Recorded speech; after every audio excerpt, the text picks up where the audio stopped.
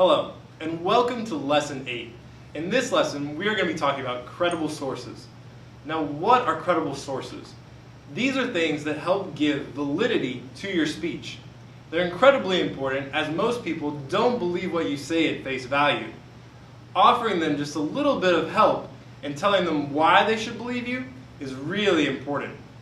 So let's look at some ways that you can make sure your sources are the most credible possible.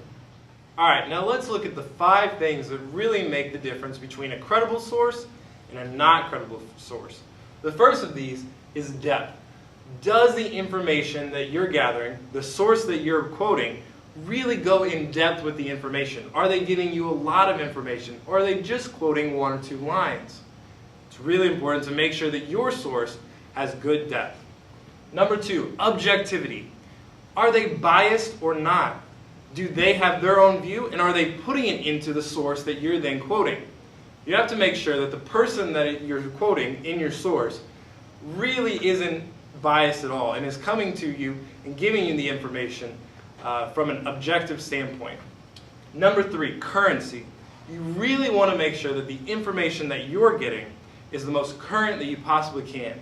If the information isn't up to date, what's the point of it? It's not going to be relevant to what you're talking about. Number 4, authority. Is the person an authority in their field? Are the person that you're quoting, do they know anything about what they're talking about? Have they studied it before? Have they been through a life experience? You really need to make sure that the authority of what you're quoting is important. And finally, but certainly not least, purpose.